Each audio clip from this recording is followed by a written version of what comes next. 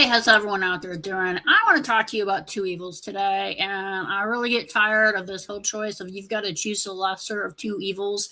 Why can't we have some basic expectations of decency, humanity, men not sexually assaulting people who work for them? I mean, really, is that too much to ask for? So here's what I'm talking about. Yesterday, two members of Congress resigned during the same hour. One Democrat, one Republican. If you believe in the duopoly like I do, that's what we're talking about.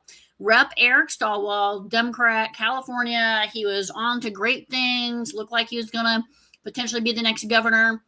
Rep. Tony Gonzalez, this has been going on for a long time. His staffer literally set herself on fire, and it came out that this man had been having this sexual relationship with her, and he wraps himself in the usual typical Republican faith and family and God, right?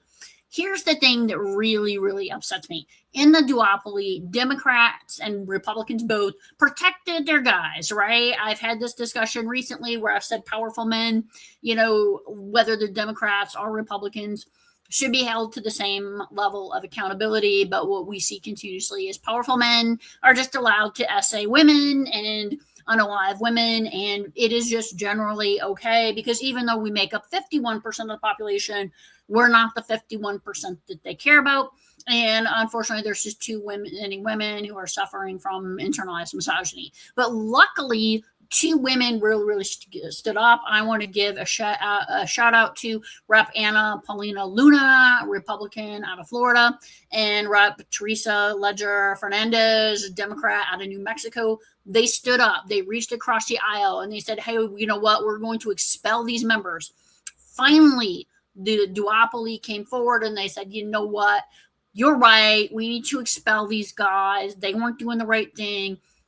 So finally, these guys went ahead and they resigned because they knew that they could see the writing on the wall. And here's what I'm just going to say. Really, Republicans, Democrats, is it that hard for you to just select candidates who haven't sexually assaulted women? Is that really too much to ask for in our political system for elected officials to just not essay women? Really?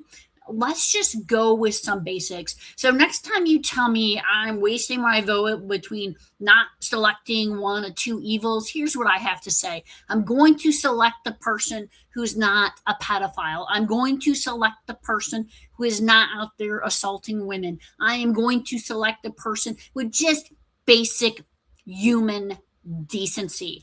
I'm not selecting the evil. If that makes me a bad person in your eyes because I'm not picking your party, I just really don't care. At least I can sleep at night knowing I'm not choosing evil. Have a good night, everybody. We'll be talking more on Friday when we're going to be interviewing an independent candidate. I appreciate everybody's time, and please like, subscribe, and I'll be talking more about ending the evil two-party system that oppresses us all in the United States of America.